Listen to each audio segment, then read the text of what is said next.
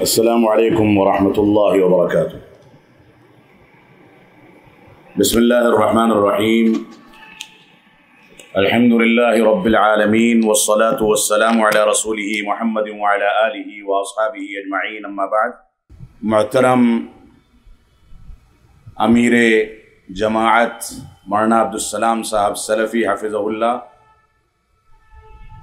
Stage پر موجود علماء کرام، عزیزان گرامی قدر، معزز مہمانان گرامی قدر، اور اجلاس میں موجود مختلف مکاتب فکر اور مختلف عقائد اور مختلف مناہج سے منسوب ہمارے احباب،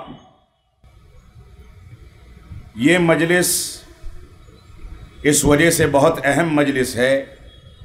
کہ یہاں قرآن و سنت کے اس پیغام کو آپ کے سامنے پیش کرنے کی سعی کی گئی ہے، جو پیغام منہج صحابہ اور فہم صحابہ کے مطابق جماعت اہل حدیث کے علماء دنیا کے سامنے پیش کرنے کی کوشش کرتے ہیں۔ یہاں دوسرے مکاتب فکر کے افراد موجود ہیں۔ یہ ایک ایسی سوسائٹی ہے جس میں مسلمانوں کے مختلف طبقات کے لوگ زندگی گزارتے ہیں۔ سارے کے سارے افراد بحیثیت عوام کے ہمارے لیے قابل احترام ہے، اور سارے کے سارے لوگوں کے لیے جو پیغام ہے وہ پیغام قرآن و سنت اور فہم صحابہ کا پیغام ہے۔ یہ پیغام مسلمانوں کے تمام طبقوں کے لیے اس لیے بھی قیمتی ہے کہ یہ پیغام رب کائنات کو پہچاننے کا پیغام ہے۔ یہ پیغام سارے طبقوں اور سارے مکاتب فکر کے لیے اس لیے بھی قیمتی ہے کہ یہ رسول اکرم صلی اللہ علیہ وسلم سے محبت، آپ کی اتباع کے ضوابط اور صحابہ کرام سے محبت کا پیغام ہے۔ یہ پیغام اس لیے بھی قیمتی ہے اور سارے مکاتب فکر کے لیے قیمتی ہے کہ یہ پیغام قرآن کے فہم کا پیغام ہے۔ قرآن مجید کو قرآن مجید کے ذریعے، قرآن مجید کو احادیث صحیحہ کے ذریعے اور قرآن مجید کو اقوال صحابہ کے ذریعے سمجھنے کا پیغام ہے۔ اس پیغام کو جتنی زیادہ قیمتی اور جتنی زیادہ توجہ کے ساتھ سنا جائے، ہماری ذمہ داری ہے کہ ہم اس پیغام کے لیے پوری توجہ دیں اور اس کے مطابق اپنی زندگی کو ڈھالنے کی کوشش کریں۔ معاف فرمائیں گے، میں اس بات کی صراحت کرنا ضروری سمجھتا ہوں، خاص کر کے آپ حضرات کے سامنے، کہ اس موقع سے یہ نہ سمجھا جائے کہ ہم بحیثیت اہل حدیث کے آپ کو کوئی پیغام دینا چاہتے ہیں۔ یہ پیغام اس مکتب فکر کا پیغام ہے جس مکتب فکر اور جس منہج کو لے کر کے صحابہ کرام نے رسول اکرم صلی اللہ علیہ وسلم کی صحبت میں آپ کے ساتھ اٹھ بیٹھ کر کے اس پیغام کو سیکھا تھا۔ ان لوگوں نے سیکھا تھا کہ ہم کو چلنا کیسے ہے، انہوں نے اس بات کی تربیت حاصل کی تھی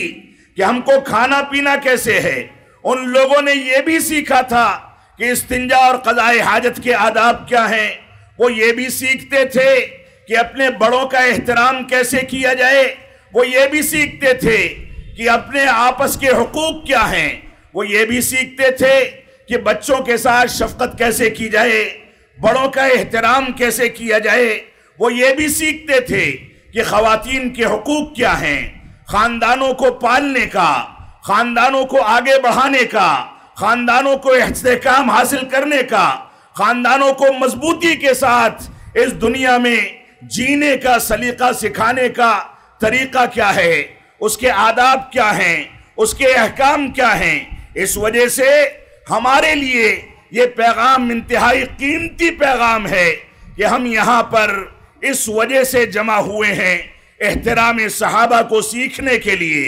قرآن مجید کی تفسیر کو سمجھنے کے لیے، منہج صحابہ کو سیکھنے کے لیے، اتباع رسول کے مفہوم کو جاننے کے لیے۔ یہ ہمارا پیغام ہے۔ یہ پیغام خالص قرآن و سنت کا پیغام ہے۔ یہ وہی پیغام ہے جو افتتاحی کلمات میں بتایا گیا کہ یہ اقرأ بسم ربک الذی خلق سے شروع ہوا، صفہ کے چبوترے سے اس کا امتداد ہوا صحابہ کرام نے بھوکے اور پیاسے رہ کر کے اس کو سیکھا،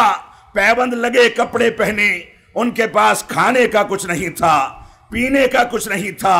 ان کے پاس رہن سہن کے وسائل نہیں تھے، ان کے پاس ہتھیار تھے تو لڑنے کے سلسلے میں ناکافی تھے، وہ کہیں جاتے تھے تو فاقہ کیا کرتے تھے، سواریاں نہیں تھیں، محتاجی کی زندگی تھی اور فقر و فاقہ کی زندگی کر کے وہ لوگ زندگی گزارا کرتے تھے۔ یہ پیغام ہے، اس پیغام کو آپ کے سامنے پہنچانے کا، جس پیغام میں اماں عائشہ صدیقہ رضی اللہ تعالی عنہ فرماتی ہیں کہ ہمارے گھر میں ایک بار چاند دیکھتے تھے، دوسری بار چاند دیکھتے تھے، تیسری بار چاند دیکھتے تھے، ہمارے گھر میں چولہا نہیں جلتا تھا۔ صحابہ کرام نے پوچھا کہ گزارا کیسے ہوتا تھا؟ تو فرماتی ہیں علی الاسودین، دو سیاہ چیزوں پر، یعنی کھجور کھاتے تھے، پانی پیتے تھے اور کئی مہینہ اسی پر گزر جایا کرتا تھا۔ یہ پیغام ہے قرآن و سنت کی اس خالص تعبیر کا پیغام، جس کو صحابہ کرام نے بچوں کی شکل میں، خواتین کی شکل میں، نوجوانوں کی شکل میں، بوڑھوں کی شکل میں، دشمنوں کی شکل میں، دوستوں کی شکل میں، پرایوں کی شکل میں، اپنوں کی شکل میں، اجنبیوں کی شکل میں، ہر شکل میں اس مجلس رسول میں بیٹھ کر کے سیکھا تھا، جس مجلس رسول میں محبت کا پیغام دیا جاتا تھا، الفت کا پیغام دیا جاتا تھا، لوگوں کو جوڑنے کی کوشش کی جاتی تھی، بھوکوں کو کھانا کھلانے پر ابھارا جاتا تھا، جس پیغام کے ذریعے لوگوں کو یہ میسج دینے کی کوشش کی جاتی تھی کہ مسلمان اس دنیا میں صرف اسلام،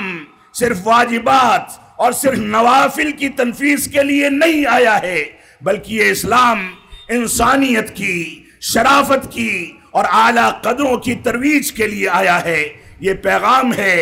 رسول اکرم صلی اللہ علیہ وسلم کے اس اخلاقی کردار کا پیغام، جس کے بارے میں خود رسول اکرم صلی اللہ علیہ وسلم فرماتے ہیں بعثت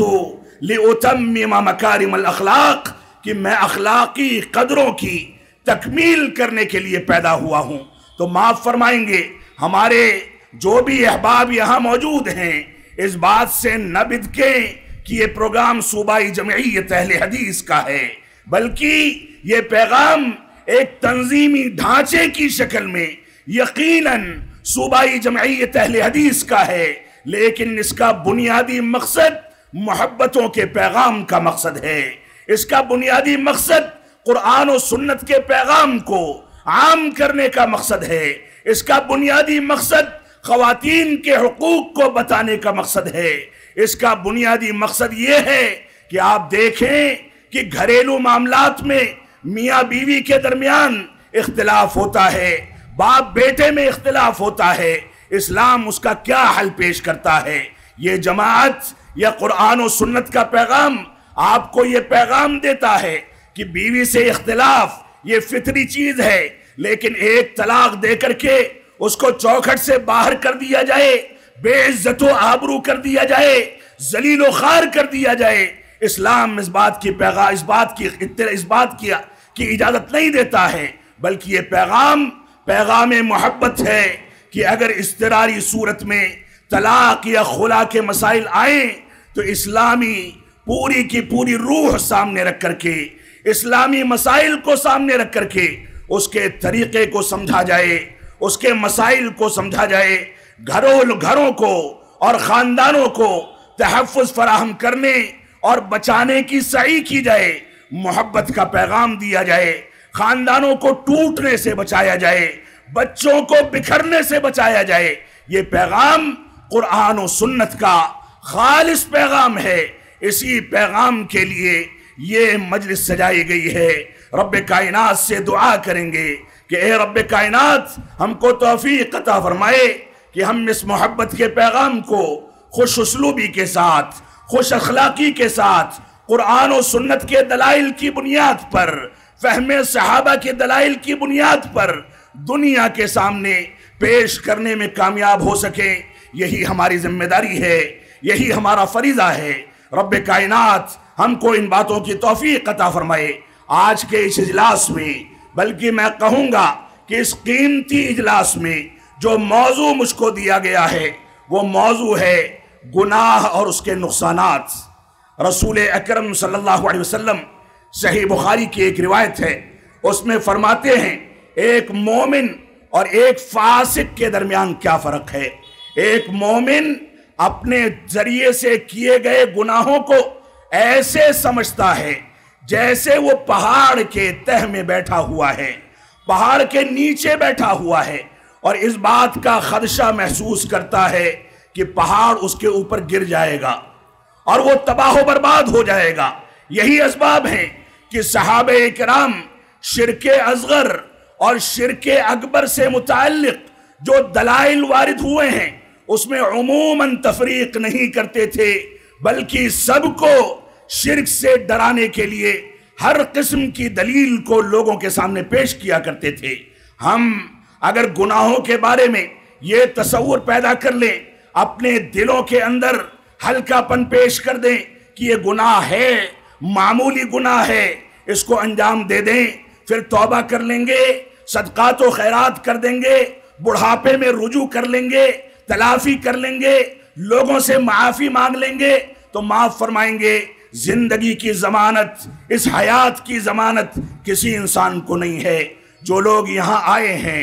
کوئی ضمانت نہیں دے سکتا کہ اپنے گھروں تک صحیح سلامت واپس پہنچے گا۔ جو لوگ اس بلڈنگ میں رہتے ہیں وہ بھی ضمانت نہیں دے سکتے کہ آج کی رات ان کی حیات میں گزرے گی۔ یہ زندگی اور موت یہ رب کائنات کا اختیار ہے۔ لہذا ایک مومن ہونے کی حیثیت سے ہماری ذمہ داری ہے کہ ہم صبح کو پالیں تو شام کا انتظار نہ کریں، شام مل جائے تو صبح کا انتظار نہ کریں، بلکہ ہر وقت ایسی زندگی گزاریں گویا زندگی کا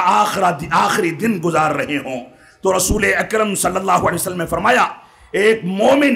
گناہوں کو ایسے سمجھتا ہے جیسے پہاڑ کے نیچے بیٹھا ہے اور ڈرتا ہے کہ پہاڑ اس کے اوپر گر جائے گا، اور ایک فاسق و فاجر اور منافق و کافر گناہ کو ایسے سمجھتا ہے جیسے اس کے ناک پر کوئی مکھی بیٹھی اور بیٹھ کر کے اڑ گئی۔ ان گناہوں کی قباحت کے بارے میں اس کے دل میں کوئی خوف نہیں ہوتا، کوئی ڈر نہیں ہوتا، رب کائنات کے یہاں جواب دہی کا تصور نہیں ہوتا۔ ایک مومن کی ذمہ داری ہے کہ وہ اس تصور کو سامنے رکھ کر کے گناہوں کے بارے میں فیصلہ کرے۔ رب کائنات ہم کو ان باتوں کی توفیق عطا فرمائے۔ یہ گناہ اپنی نوعیت کے لحاظ سے مختلف نوعیتوں کے ہو سکتے ہیں۔ اگر کوئی انسان یا بالخصوص کوئی مسلمان ایسے گناہوں کو انجام دیتا ہے جن گناہوں کا تعلق توحید کی، اسلامی عقائد کی، اسلام کی بنیادوں کی خلاف ورزی سے ہے، تو یہ گناہ اس کو جہنم میں لے جانے کے لیے کافی ہیں۔ انسان رب کائنات کے حقوق کی حق تلفی کرے، توحید کے معاملات میں متساہل ہو جائے، توحید کے معاملات میں مجرم ہو جائے، توحید کے تقاضوں کی تکمیل کے بجائے شرک باللہ کی جانب بڑھے، تو ایسی صورت میں یہ مسلمان کبھی بھی حقیقی معنی مسلمان نہیں ہو سکتا۔ تو ہماری یہ ذمہ داری ہے کہ جہاں گناہوں کو دیکھیں، گناہوں کے نقصانات کو دیکھیں، وہیں ہم یہ بھی دیکھیں کہ گناہوں کی نوعیت جن میں ہم ملوث ہیں، جن میں ہم مبتلا ہیں، ان گناہوں کی نوعیت کیسی ہے۔ اگر وہ گناہ توحید اور اس کے تقاضوں کے خلاف ہیں تو ہم کو اپنے بارے میں نظر ثانی کر کے پہلی فرصت میں اس سے توبہ کر کے توحید کی جانب رجوع کرنا چاہیے، ورنہ رب کائنات کی وعید ان اللہ لا یغفر ان یشرک بہ ویغفر ما دون ذلک لمن یشاء، اس وعید کے تحت رب کائنات ہم کو بغیر توبہ کے معاف نہیں فرمائے گا، کیونکہ اس نے شرک کرنے والے کی معافی کو اپنے اوپر حرام کر لیا ہے۔ ہماری ذمہ داری ہے کہ ہم ٹٹولیں، علماء سے جڑ کر کے اس بات کو سمجھیں کہ توحید کیا ہے، شرک کیا ہے، اس بات کو سمجھنے کی کوشش کریں کہ اتباع کیا ہے، اور بدعات و خرافات کیا ہیں؟ تو گناہ اگر توحید کی شان میں گستاخی پر مبنی ہو تو وہ گناہ زیادہ قبیح ہے، اور ایسے گناہ کی وعیدیں قرآن و سنت میں بھری پڑی ہیں۔ ایسے ہی یہ گناہ اگر اتباع رسول کی کوتاہی کے بارے میں ہے، اللہ کے نبی صلی اللہ علیہ وسلم کے حقوق کے بارے میں ہے، تو یہ بھی ہمارے لیے تشویشناک ہے۔ ہم کو اس کے بارے میں فوراً نظر ثانی کر کے، علماء سے جڑ کر کے، اس کی قباحت کو سمجھ کر کے اس سے توبہ کرنی چاہیے، اور سنت رسول کی جانب رجوع کر کے بدعات و خرافات سے اپنے آپ کو بچانا چاہیے۔ ہماری ذمہ داری ہے کہ ہم اس بات کو سمجھیں کہ جن گناہوں کا تعلق صحابہ کرام کے فہم اور ان کے منہج و مسلک کے خلاف ہے، ان گناہوں سے ہم اولین فرصت میں توبہ کر کے منہج صحابہ،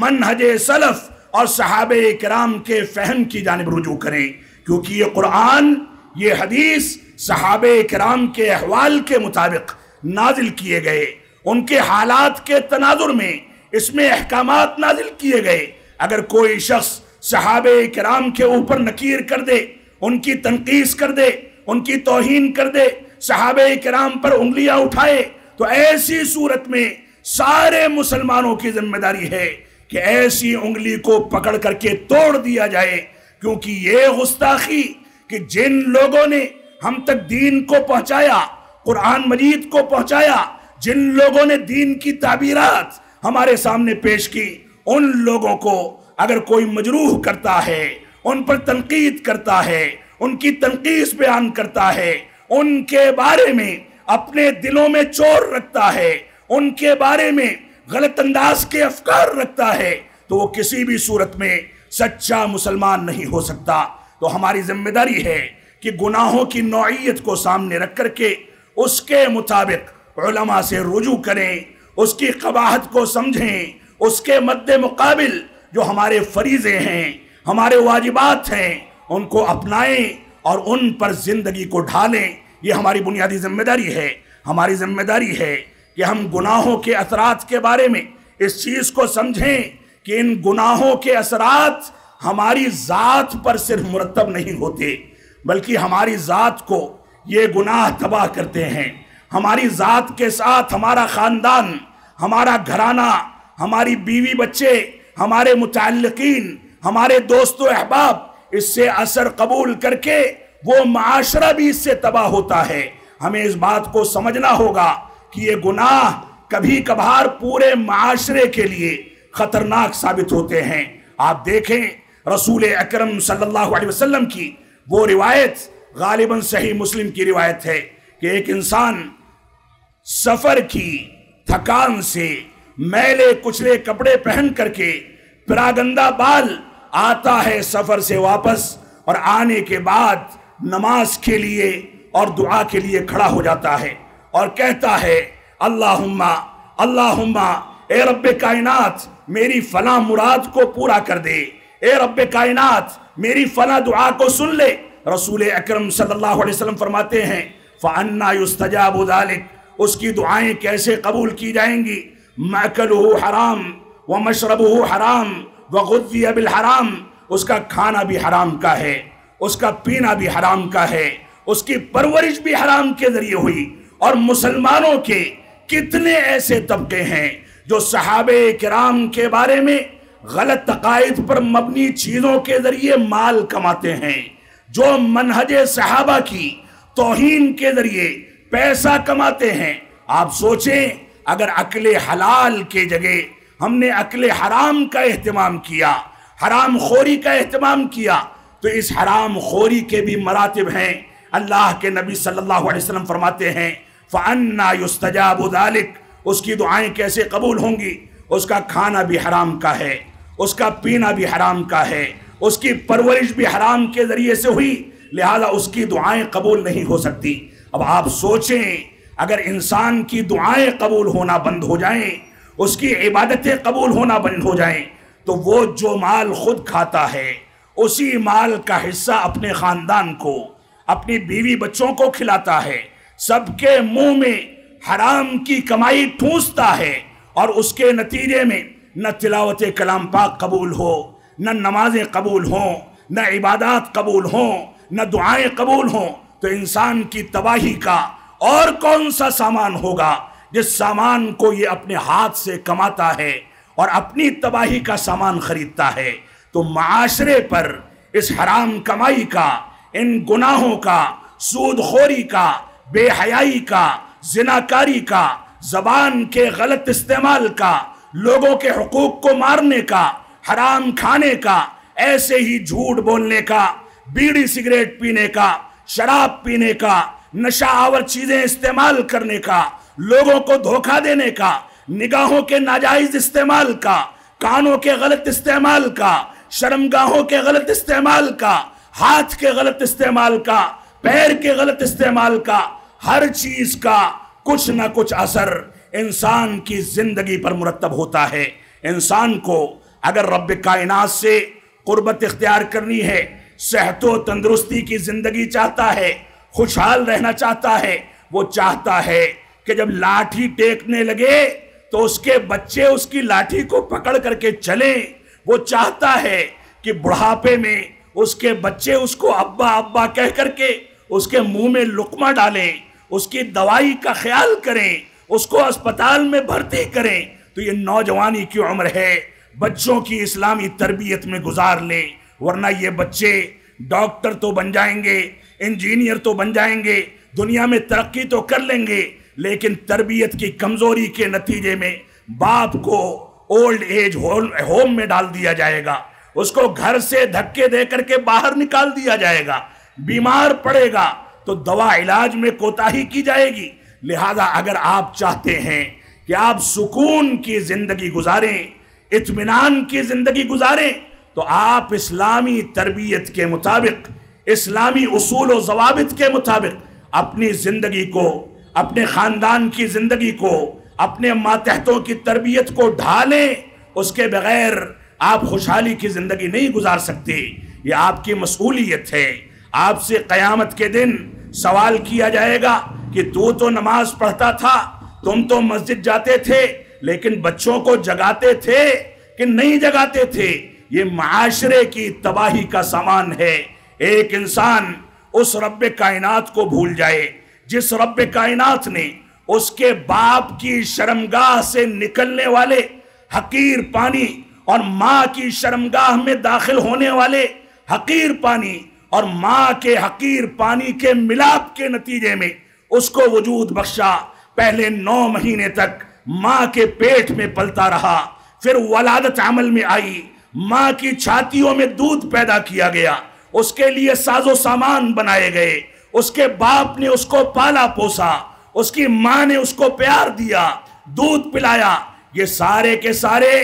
مراحل اور یہ سارے کے سارے انعامات اس رب کائنات کی حقانیت، اس کی توحید، اس کے حقوق کی جانب ہم کو چیخ چیخ کر کے پکارتے ہیں کہ دنیا کی کوئی طاقت، کتنی بھی بڑی طاقت ہو جائے، کتنا بھی پیسہ کما لے، لیکن ولادت کے مراحل کو، بیماری کے مراحل کو، ایسے ہی پریشانیوں کو، دل کی بیزاری کو، ڈپریشن کو، گھر کے اختلافات کو، آپسی میل محبت کے نفرتوں میں بدلنے کے بعد ان چیزوں کو رب کائنات کی توفیق کے بغیر ختم نہیں کر سکتی۔ تو ہماری یہ ذمہ داری ہے کہ ہم ان گناہوں سے بچیں جو گناہ ہماری ذات پر اثر انداز ہوتے ہیں، یا جو گناہ ہمارے گھرانے اور خاندان پر اثر انداز ہوتے ہیں، یا جو گناہ ہمارے پورے معاشرے، پورے محلے اور پوری سوسائٹی پر اثر انداز ہوتے ہیں۔ یہ سارے کے سارے گناہ ہمارے لیے تباہی کا سامان ہیں۔ رب کائنات ہم کو ان سے بچنے اور توبہ کرنے کی توفیق عطا فرمائے۔ آج کا مسلم معاشرہ، سوشل میڈیا کا دور، ہماری جیبوں میں پلنے والا ایک شیطان، موبائل فون، ہمارے ٹیب اور اسی طریقے سے سوشل میڈیا کے ذریعے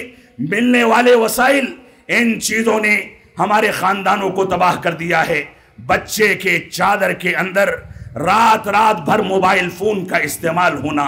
صلاۃ فجر چھوڑ کر کے،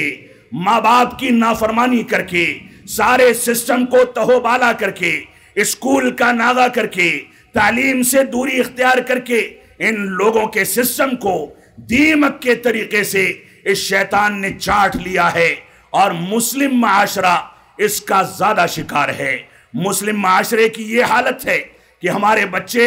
رات کے پہر ہمارے گھروں کے باہر ہیں یا اپنے کمروں میں ہیں، کسی کو کوئی اطلاع نہیں وہ کہاں شراب پی رہے ہیں، کہاں نشہ کر رہے ہیں، کہاں سگریٹ کے عادی ہوتے ہیں، کن چائے خانوں میں بیٹھے ہیں، کن دوستوں کے ساتھ گھوم رہے ہیں، لڑکوں کے ساتھ ہیں، لڑکیوں کے ساتھ ہیں، نوجوانوں کے ساتھ ہیں، ڈانس کے کلبز میں ہیں، شراب خوری کے اڈوں میں ہیں، ہم کو کوئی اطلاع نہیں ہے۔ ہم کو اس خواب خرگوش سے بیدار ہونا ہوگا، ہم کو یہ ذمہ داری نبھانی ہوگی کہ ہم قرآن و سنت کے مطابق اپنے آپ کو ڈھالیں، اس کے مطابق زندگی گزاریں۔ ابن عباس رضی اللہ عنہما فرماتے ہیں، آپ دیکھیں کہ انسان کس انداز سے گناہوں کے اثرات کو قبول کرتا ہے۔ ابن عباس رضی اللہ عنہ کا ایک اثر ہے، فرماتے ہیں اِنَّ لِلْحَسَنَةِ ضِيَاءً فِي الْوَجْهِ وَنُورًا فِي الْقَلْبِ وَسِعَةً فِي الرِّزْقِ وَقُوَّةً فِي الْبَدَنِ وَمُحَبَّةً فِي قُلُوبِ الْخَلْقِ۔ فرمایا نیکیوں کا اثر یہ ہوتا ہے کہ یہ نیکیاں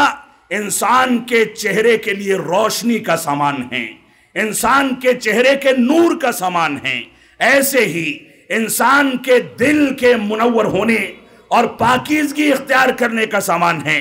ایسے ہی انسان کے لیے اس کی روزی روٹی میں برکت پیدا کرنے کا سامان ہے۔ اس کی روزی میں برکت ان نیکیوں کی وجہ سے نازل کی جاتی ہے۔ انسان حلال کھائے گا، روزی میں برکت ہوگی، انسان سچ بولے گا، کاروبار بڑھے گا، انسان سچائی اور امانت داری سے کام لے گا، کاروبار وقتی طور پر ہو سکتا ہے ماند پڑ جائے لیکن پلٹ کر کے خلق خدا اسی کے کاروبار پر آئے گی۔ لہذا ان نیکیوں میں انسان کے لیے بہت سارے فوائد ہیں۔ فرمایا وَقُوَّةً فِي الْبَدَنِ، بدن کے اندر طاقت اور قوت کا ذریعہ ہے یہ نیکیاں، اور ایسے ہی محبتاً فی قلوب الخلق، اور مخلوقات کے درمیان ان نیکیوں کے ذریعے محبت پیدا کر دی جاتی ہے۔ اللہ کے نبی صلی اللہ علیہ وسلم کا فرمان ہے، ایک بندہ جب نیکی کرتا ہے تو فرشتے اس کی گواہی جا کر کے رب کائنات کے دربار میں دیتے ہیں۔ رب کائنات فرشتوں کے ذریعے دوسرے فرشتوں میں اس کی نیکی کا اعلان فرماتا ہے، فرشتے اس کا ذکر کرتے ہیں، فرشتوں کے دلوں میں اس کی محبت ڈالی جاتی ہے، اور اہل زمین کے دلوں میں اس کے بعد اس کی محبت کو ڈال دیا جاتا ہے۔ یہ نیکیاں انسان کے لیے محبت و الفت کا ذریعہ ہیں۔ وہ لوگ جو سیاہ کار ہیں، جو قرآن و سنت کے دشمن ہیں، جو قرآن و سنت کی حقیقی تعبیر کو سننا نہیں چاہتے، وہ ہو سکتا ہے گالیاں دیتے رہیں، زبان درازیاں کرتے رہیں، لعن طعن کرتے رہیں، لیکن جو شریفانہ نفس کے مسلمان ہیں یا غیر مسلم ہیں، جو انسانیت اور شرافت کو سمجھتے ہیں، ایسے لوگ ایسے ہی لوگوں سے محبت رکھتے ہیں جو لوگوں کے حقوق کا خیال کریں، جو نیکی کی زندگی گزاریں، ایک دوسرے کے ساتھ میل محبت رکھیں، ایک دوسرے کو محبت کا پیغام دیں، سچائی کے ساتھ کاروبار کریں، کاروبار میں دھوکہ دھڑی سے بچیں۔ تو فرمایا ابن عباس رضی اللہ عنہما نے کہ یہ فوائد ہیں نیکی کے، اور اس کے بعد فرمایا وَإِنَّ لِلسَّيِّئَةِ، اور برائیوں کی جو قباحتیں ہیں، برائیوں کی جو برائیاں ہیں، قباحتیں ہیں، اس کے خراب نتائج ہیں، اس کے بارے میں فرمایا سوادن فی الوجہ، یہ چہرے کی تاریکی اور چہرے کی رونق کو ختم کرنے کا ذریعہ ہے، وظلمتن فی القلب، اور دلوں کے اندر ظلمت پیدا کرنے، اس کی پاکیزگی کو زائل کرنے کا ذریعہ ہے، اور اسی طریقے سے وہنن فی البدن، اور اس کے جسم کے اندر کمزوری لاگو کرنے کا ذریعہ اور وسیلہ ہے، اور ایسے ہی لوگوں کے درمیان نفرتیں بانٹنے اور نفرتیں پھیلانے کا سبب ہے۔ اس وجہ سے ہماری ذمہ داری ہے کہ ہم دینی امور اور اعمال حسنہ، اعمال صالحہ کے ساتھ زندگی گزاریں۔ آپ دیکھیں یہ برائیاں بنیادی طور سے جو خسارہ پیدا کرتی ہیں، جو نقصان پہنچاتی ہیں، اس سلسلے میں پہلی چیز یہ ہے کہ انسان کو اس کے نتیجے میں اس کی روزی سے محروم کر دیا جاتا ہے، روزی کی برکت سے محروم کر دیا جاتا ہے۔ ابن ماجہ کی روایت ہے، اللہ کے نبی صلی اللہ علیہ وسلم فرماتے ہیں ان الرجل لیحرم الرزق بالذنب یصیبہ، کہ ایک انسان وہ جو گناہ کرتا ہے اس گناہ کے نتیجے میں روزی سے محروم کر دیا جاتا ہے، اس کے غلے میں، اس کے کھانے پینے میں، اس کی روزی میں برکت ختم کر دی جاتی ہے، اور وہ ہمیشہ اس بات کا رونا روتا ہے کہ پیٹ نہیں بھر سکا، یہاں بھیک مانگے گا، اس سے کے سامنے ہاتھ پھیلائے گا، اس کے سامنے شکوہ شکایت کرے گا، ایسا کرے گا ویسا کرے گا، اور نہ جانے کون کون سی مصیبتیں پالتا ہے۔ تو ہماری ذمہ داری ہے کہ ہم رزق کی وسعت کے لیے گناہوں کو چھوڑیں، اچھائیوں کو اپنائیں، اعمال صالحہ پر استمرار اور استقامت حاصل کریں۔ ان گناہوں کے نقصانات میں دوسرا نقصان یہ ہے کہ انسان ان کے نتیجے میں مشکلات اور پریشانیوں کا سامنا کرتا ہے، یہ مشکلات اور پریشانیاں پیدا کرنے کا سبب ہیں۔ اللہ رب العالمین کا فرمان ہے وَمَن يَتَّقِ اللَّهَ يَجْعَلْ لَهُ مِنْ أَمْرِهِ يُسْرًا۔ سورۃ الطلاق میں رب کائنات نے ارشاد فرمایا جو شخص رب کائنات سے ڈرتا ہے، اس کا تقوی اختیار کرتا ہے، یعنی اعمال صالحہ پر زندگی کو ڈھالتا ہے، گناہوں کو چھوڑتا ہے، برائیوں کو چھوڑتا ہے، یہ تقوی کیا ہے؟ خَلِّ الذُّنُوبَ صَغِيرَهَا وَكَبِيرَهَا ذَاكَ التُّقَىٰ، چھوٹے گناہوں یا بڑے گناہوں ان کو چھوڑ دو، یہی تقوی ہے۔ تو فرمایا جو تقوی اختیار کر لے، بڑے اور چھوٹے گناہوں سے توبہ کر کے، ان کو خیر بات کہہ کر کے، ان سے دوری اختیار کر کے، یہی تقوی ہے۔ تو فرمایا جو تقوی اختیار کرتا ہے اللہ رب العالمین اس کے معاملات کو آسان فرما دیتا ہے، وہ سمجھ بھی نہیں پاتا کہ کون سا معاملہ کتنا مشکل تھا اور کیسے حل ہو گیا۔ یہ رب کائنات نے حلال روزی کھانے والوں اور نیک اعمال پر استقامت اختیار کرنے والوں کے لیے بشارت دے رکھی ہے۔ ان گناہوں کا تیسرا نقصان یہ ہے کہ گناہ انسان کو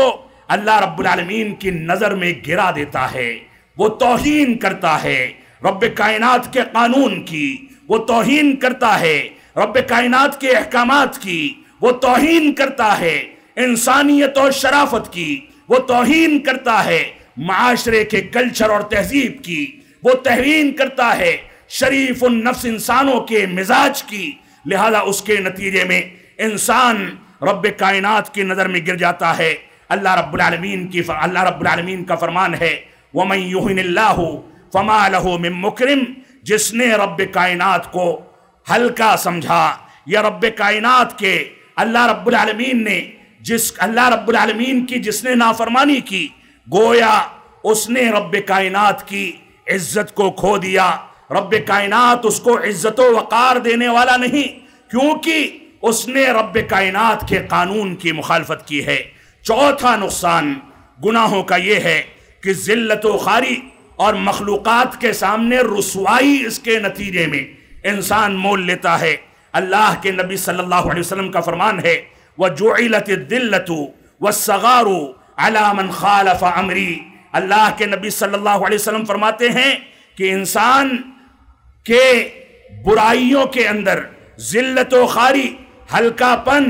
اور ذلت و خواری اور غلط انداز کی چیزیں جس کے نتیجے میں اس کی عزت و وقار نیلام ہو جاتے ہیں، ان چیزوں کو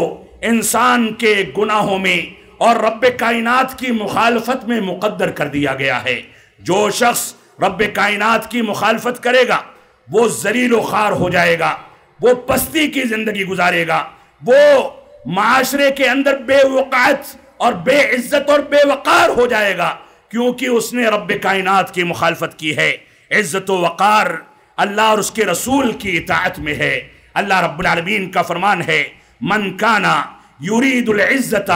فإن العزت للہ جمیعا، جو شخص عزت چاہتا ہے، وقار چاہتا ہے، مقام چاہتا ہے، لوگوں کی نظروں میں اٹھا رہنا چاہتا ہے، عزت کے ساتھ زندگی گزارنا چاہتا ہے، تو اس بات کو سمجھ لے اللہ اور اس کے رسول کی اطاعت میں عزت ہے۔ اس کے علاوہ سب کچھ ذلت و خواری اور توہین اور تنقیص ہے۔ انسان اگر ذلت و خواری سے بچنا چاہتا ہے، عزت کمانا چاہتا ہے، تو سمجھ لے کہ ساری کی ساری عزت یہ اللہ اور اس کے رسول کے لیے ہے، لہذا ان کا طریقہ اپنائے گا تو عزت پائے گا، ان کا طریقہ اپنائے گا تو دنیا میں آنکھوں سے آنکھیں ملا کر کے زندگی گزارنے کا ہنر سیکھے گا، ان کا طریقہ اپنائے گا تو لوگوں کی نظر میں اٹھ کر کے زندگی گزارے گا، اس کی پیٹھ پیچھے یا اس کے سامنے کوئی برائی کرنے یا اس کی توہین کرنے کی ہمت نہیں کرے گا۔ لہذا اللہ اور اس کے رسول کے طریقے میں ہی عزت ہے، اسی کو اپنا کر کے ہم زندگی گزاریں۔ اللہ کے نبی صلی اللہ علیہ وسلم فرماتے ہیں یوشک الامم ان تداع علیکم کما تداع الاکلۃ الی قصعتها۔ اللہ کے نبی صلی اللہ علیہ وسلم نے فرمایا کہ ان قریب تمہارے اوپر دنیا کی ساری قومیں، سارے دشمنان اسلام، یہود و نصارہ، مشرکین اور جو بھی بغاوت کرنے والے، سرکشی اختیار کرنے والے مکاتب فکر اور افکار ہیں، یہ سب کے سب ان قریب تمہارے اوپر ویسے ہی ٹوٹ پڑیں گے، ویسے ہی پل پڑیں گے جیسے شدید بھوک کے مارے لوگ کسی کھانے کے کٹورے پر ٹوٹ پڑتے ہیں۔ صحابہ کرام نے پوچھا وَمِن قِلَّةٍ يَوْمَئِذٍ یا رسول اللہ، اے اللہ کے نبی صلی اللہ علیہ وسلم کیا ہم لوگ اس دن قلت میں ہوں گے، تھوڑی تعداد میں ہوں گے؟ آپ نے فرمایا کہ نہیں، بل انتم غثاء کا غثاء السیل، تم سمندر میں اٹھنے والے خش و خاشاک، سیلاب میں اٹھنے والے کوڑے کرکٹ کے مانند اور خش و خاشاک اور جھاگ کے مانند بہت بڑی تعداد میں ہوگے، لیکن رب کائنات نے تمہارے دشمنوں کے دلوں سے تمہارا رعب نکال دیا ہوگا، تمہارے دلوں میں وہن اور کمزوری ڈال دی ہوگی۔ صحابہ کرام نے فوراً سوال کیا کہ کہیں یہ کمزوری ہم کو لاحق نہ ہو جائے، کہیں ہم اس میں گرفتار نہ ہو جائیں، کہیں ہم اس کا شکار ہو کر کے تباہ نہ ہو جائیں۔ فوراً پوچھا وَمَا الْوَهْنُ یا رسول اللہ، اے اللہ کے نبی صلی اللہ علیہ وسلم یہ وہن کیا چیز ہے؟ تو آپ نے فرمایا حب الدنیا وکراہیت الموت، دنیا سے محبت کرنا اور موت سے نفرت کرنا، موت سے ڈرنا، موت سے بھاگنا، یہ ایک بنیادی علامت بتا گئی ہے۔ ہم اپنی گریبان میں جھانکیں، دنیا سے ہم میں کا کون محبت نہیں کرتا، لیکن یہ محبت اتنی غالب ہو جائے کہ قرآن و سنت پر غلبہ حاصل کر لے، یہ محبت اتنی غالب ہو جائے کہ ہم سچ کو چھوڑ کر کے جھوٹ کو اپنا لیں، یہ محبت اتنی غالب ہو جائے کہ پیسوں کے لیے، مال و دولت کے لیے اسلام کی تعبیرات تبدیل کر دی جائیں، یہ محبت اتنی غالب ہو جائے کہ اسلام اور منہج صحابہ سے سمجھوتا کر لیا جائے، یہ محبت اتنی غالب ہو جائے کہ ہم حلال و حرام کی تمیز چھوڑ دیں، یہ محبت اتنی غالب ہو جائے کہ ہم حرام خوری بھی کریں اور ایسے ہی شراب اور جوا بھی کھیلیں، یہ محبت اتنی غالب ہو جائے کہ پڑوسی کا مقابلہ کرنے کے لیے اس سے قیمتی گاڑی خریدنی ہو، اس سے زیادہ خرچ کر کے ولیمہ کرنا ہو، شادی بیاہ کو انجام دینا ہو تو حرام پیسہ بھی لگایا جائے، شادی میں فضول خرچی کی جائے اور چمک دمک کے ذریعے اپنا پیسہ برباد کیا جائے، بچوں کی شادیوں میں خاندان اور نسب اور خوبصورتی اور پیسے کو ترجیح دی جائے، دینداری کو کنارے کر دیا جائے، یہ ساری کی ساری چیزیں دنیا سے محبت کی علامتیں ہیں۔ اور اللہ کی قسم اگر یہ کہا جائے تو مبالغہ نہیں ہوگا، ہم میں سے ایک ایک آدمی اپنی گریبان میں جھانکے، دوسروں کی شادیوں پر، دوسروں کی طرز زندگی پر، دوسروں کے معاملات پر، دوسروں کے فیصلوں پر ہماری انگلیاں فوراً اٹھتی ہیں، لیکن ہم وہاں آزمائے جاتے ہیں جب انہی چیزوں کو ہم خود اپناتے ہیں، ہم ان چیزوں سے خود گزرتے ہیں، تب ساری کی ساری تنقیدیں ایک جانب اور ہمارا وتیرہ ان لوگوں سے 10 قدم آگے ہوتا ہے۔ رب کائنات ہم کو قرآن و سنت کی جانب رجوع کرنے کی توفیق عطا فرمائے۔ گناہوں کا 5واں نقصان یہ ہے کہ معاصی اور یہ گناہ دنیا میں فساد اور ایسے ہی کھیتی باڑی اور پانی اور ہوا کے فساد کا ذریعہ ہیں۔ یہ گناہ جب ہوتے ہیں تو کبھی کبھار روزی اگنا بند ہو جاتی ہے، قحط سالی پڑ جاتی ہے،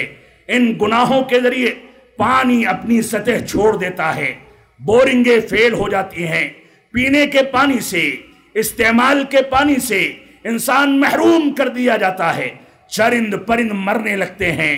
جانوروں کی موتیں ہونے لگتی ہیں، انسان متاثر ہو جاتے ہیں۔ رب کائنات نے فرمایا ظہر الفساد فی البر والبحر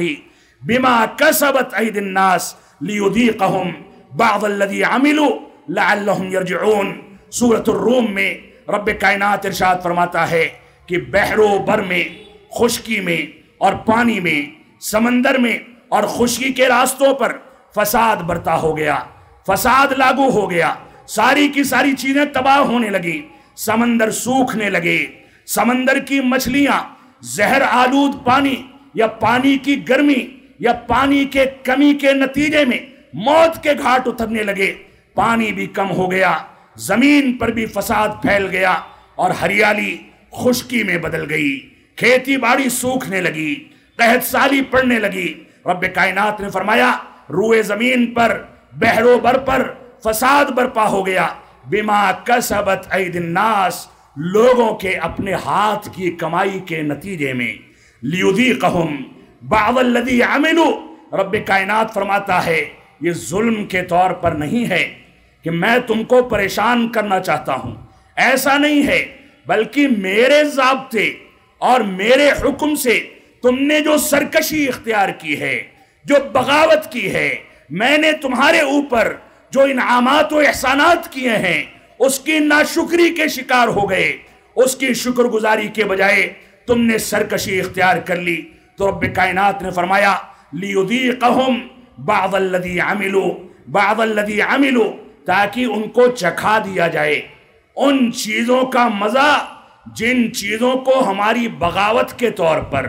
اسلام کی مخالفت کے طور پر، گناہوں کی شکل میں لوگوں نے انجام دینا شروع کر دیا۔ جب لوگ گناہوں میں حد سے تجاوز کر جاتے ہیں تو اس انداز کے حالات پیدا ہوتے ہیں تاکہ رب کائنات ہم کو تنبیہ کرے، اور وہ اتنا کریم ہے، اتنا رحیم ہے کہ اس کے بعد فوراً وہ ہمارے لیے آسانیاں بھی پیدا کر دیتا ہے۔ تو ہماری ذمہ داری ہے کہ ہم رب کائنات کی جانب رجوع کریں۔ اسی طریقے سے ہماری ایک ذمہ داری گناہوں کے بارے میں یہ ہے کہ ہم گناہوں کو گناہ سمجھیں، اور چھٹا نقصان گناہوں کا یہ ہے کہ گناہوں کو انجام دینے کے نتیجے میں دشمنوں کا تسلط اور دشمنوں کا غلبہ ہمارے اوپر ہو جاتا ہے۔ آج مسلمان کتنا بھی کہہ لیں کہ فلاں پارٹی حکومت بناتی ہے، فلاں تنظیمیں مسلمانوں کے خلاف ایسا کرتی ہیں، یہ قانون سازی کی جاتی ہے، نصاب تعلیم میں تبدیلی کی جاتی ہے، مسجدیں گرائی جاتی ہیں، مدرسوں پر تالے لگائے جاتے ہیں۔ آپ بتائیں کہ مسجدوں کے حقوق آپ نے کتنے ادا کیے ہیں؟ آپ نے مدرسوں کا کتنا تعاون کیا کہ یہ مدرسے استحکام کے ساتھ آگے بڑھ سکے؟ ہر مسلم خاندان کا یہ المیہ ہے کہ اس کے محلے کا، اس کی سوسائٹی کا جو امام ہے وہ سب سے زیادہ حقیر انسان ہے، صرف جنازے میں اور نکاح میں اس کو یاد کر لیا جائے، ایک پڑیا پکڑا دی جائے تو مسلمان سمجھتا ہے کہ ہم نے حق ادا کر دیا۔ ہماری ذمہ داری یہ نہیں ہے، ہماری ذمہ داری ہے کہ دین کو مکمل طریقے سے لے کر کے چلیں، تو دشمنوں کا تسلط اور اشرار کا اور شریروں کا غلبہ یہ بھی گناہوں کا نتیجہ ہے۔ اللہ کے نبی صلی اللہ علیہ وسلم فرماتے ہیں والذی نفسی بیدہ، اس ذات کی قسم جس کے ہاتھ میں میری جان ہے، سن لو، اس ذات کی قسم جس کے ہاتھ میں میری جان ہے، قسم کھا کر کے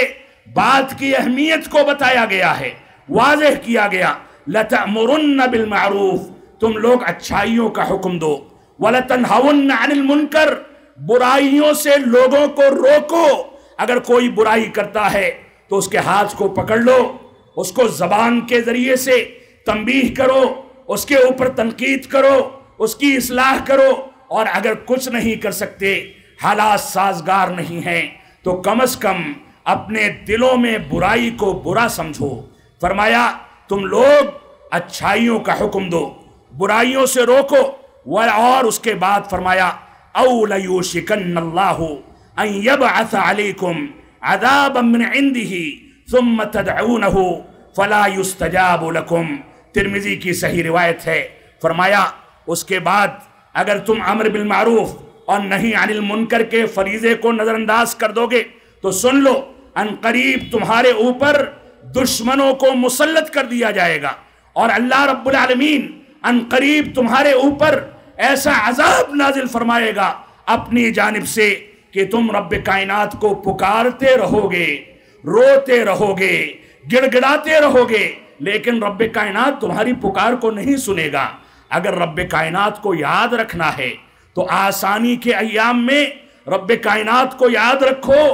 مشکلات کے ایام میں رب کائنات تم کو یاد رکھے گا۔ یہ شریعت کا ضابطہ ہے، یہ رسول اکرم صلی اللہ علیہ وسلم کا فرمان ہے۔ ہماری 7ویں ذمہ داری، اختصار کے ساتھ میں وقت ختم ہو چکا ہے، اس کو سمیٹنے کی کوشش کروں گا۔ 7واں نقصان گناہوں کا یہ ہے کہ یہ گناہ نعمتوں کے زوال اور مصائب کے حلال ہونے اور ایسے ہی ہمارے لیے مصائب کے کھڑا کرنے کا ذریعہ ہیں۔ اللہ رب العالمین کا فرمان ہے وَمَا أَصَابَكُم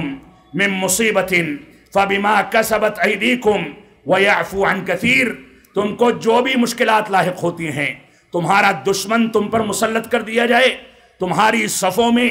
آپسی انتشار پیدا کر دیا جائے، ناچاقی نا اتفاقی پیدا کر دی جائے، یہ سب کا سب رب کائنات کا عذاب ہے۔ رب کائنات نے فرمایا تم کو جو کچھ مشکلات لاحق ہوتی ہیں یہ رب کائنات کا عذاب ہے، تمہارے اپنے کرتوتوں کا نتیجہ ہے، جبکہ رب کائنات بہت سارے مسائل میں نظر انداز کر کے تمہاری گرفت نہیں کرتا، تم کو معاف کر دیتا ہے، تم کو نظر انداز کر دیتا ہے۔ اللہ رب العالمین کا فرمان ہے ان اللہ لا یغیر ما بقوم حتی یغیروا ما بانفسہم وَإِذَا أَرَادَ اللَّهُ بِقَوْمٍ سُوءًا فَلَا مَرَدَّ لَهُ وَمَا لَهُم مِّن دُونِهِ مِن وَالٍ، رب کائنات نے فرمایا کوئی قوم جب تک اپنے باطن اور ظاہر کا محاسبہ کر کے اس کی اصلاح کی ذمہ داری نہ اٹھا لے، جب تک رب کائنات خود اس کی اصلاح نہیں کرتا،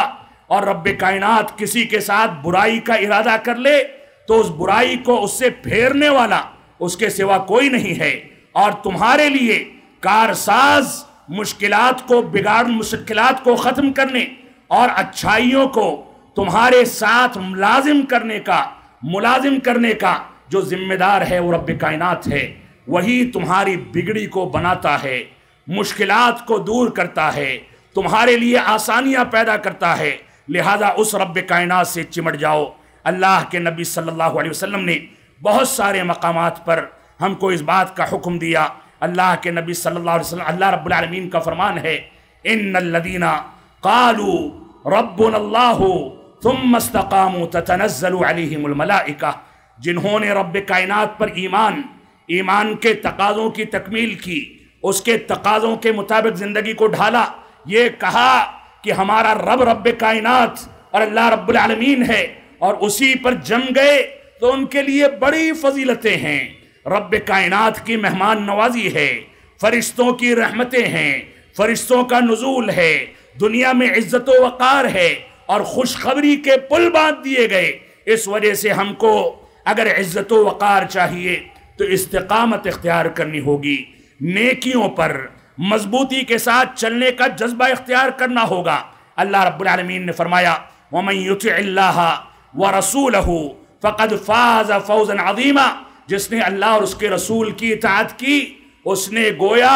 واضح کامیابی کو اختیار کر لیا۔ نیکی برکت کا باعث ہے اور برائیاں بے برکتی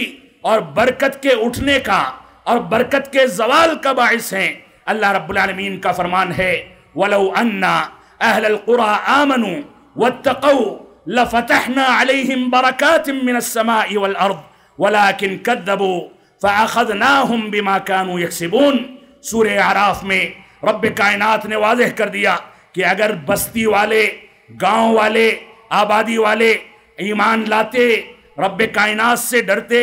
تقوی اختیار کرتے تو ہم آسمانوں سے ان کے لیے برکتیں نازل کرتے اور زمین سے برکتوں کا ابال پیدا کر دیتے، لیکن ان لوگوں نے رب کائنات کے دین کو جھٹلا دیا، قرآن و سنت سے بغاوت اور سرکشی اختیار کر لی، ان لوگوں نے جھٹلایا، فَأَخَذْنَاهُمْ تو ہم نے ان کو پکڑ لیا، بِمَا كَانُوا يَكْسِبُونَ ان چیزوں کے بدلے جن چیزوں کو وہ کماتے تھے۔ رب کائنات ہم کو گناہوں کے نقصانات سے بچنے کی توفیق عطا فرمائے، رب کائنات ہم کو اعمال صالحہ پر استقامت اختیار کرنے کی توفیق عطا فرمائے۔ یہ دوستی سوسائٹی جس میں بڑے پیمانے پر مسلمان بستے ہیں، اس کی تکمیل کے بعد ایک اندازے کے مطابق اس میں 20,000 سے زیادہ لوگ رہنے کے لیے آنے والے ہیں۔ اس سوسائٹی میں آپ کے لیے قرآن و سنت کے پیغام کے ذرائع ہیں، جہاں اسلام نے اس بات کی تلقین کی کہ پڑوسیوں کے حقوق کا خیال کیا جائے، جہاں اسلام نے اس بات کی تلقین کی اپنے ساتھ اٹھنے بیٹھنے والوں کے حقوق کا خیال کیا جائے، وہاں کہیں بھی مسلک و مذہب کی تفریق نہیں کی گئی۔ کوئی کسی بھی مسلک کا ہو، کسی بھی مذہب کا ہو، کسی بھی کمیونٹی، کسی بھی تہذیب سے تعلق رکھنے والا ہو، آپ کا پڑوسی ہے تو وہ پڑوسی ہے۔ اس کے گھر میں کوئی بیمار ہے، اس کے گھر میں کوئی تکلیف ہے، تو پڑوسی ہونے کی حیثیت سے آپ کی ذمہ داری ہے کہ اس کا خیال کریں۔ سوسائٹی میں رہنے والوں کی ایک ذمہ داری یہ ہے کہ وہ اجتماعی شعور پیدا کریں، ان کے لیے گاڑی کی پارکنگ کے جو مقامات ہیں ان کا صحیح استعمال کریں، کسی کو نقصان نہ پہنچائیں، لفٹ کا صحیح استعمال کریں، آنے جانے کے آداب کا خیال کریں، ایک دوسرے کے حقوق کا خیال کریں۔ جہاں اجتماعی شکل میں مسلمان یا دوسری قومیں زندگی گزارتی ہیں، وہاں اجتماعی شعور کی اہمیت بہت زیادہ ہے۔ کسی کا تعاون کرنا ہے، کسی کی بیمار پرسی ہے، کسی کی تعزیت ہے، کسی کا جنازہ ہے، کسی کی پریشانی ہے، ان چیزوں میں سارے مسلمان یا غیر مسلم بھی مشترک ہیں۔ اسلام کے اسی اخلاقی معیار کے نتیجے میں اسلام کی دعوت دوسروں تک پہنچتی ہے۔ ہمیں اجتماعی شعور پیدا کرنا چاہیے، ہمیں اس بات کا خیال کرنا چاہیے کہ آپس میں ایک دوسرے کے حقوق کیا ہیں۔ رب کائنات ہم کو ان باتوں کی توفیق عطا فرمائے۔ ہم جب تک جئیں تب تک اسلام پر جئیں، جب ہمارا خاتمہ ہو تو ایمان پر ہو۔ وصلی اللہ علی نبینا محمد وعلی آلہ وصحبہ وسلم۔ والسلام علیکم ورحمۃ اللہ وبرکاتہ۔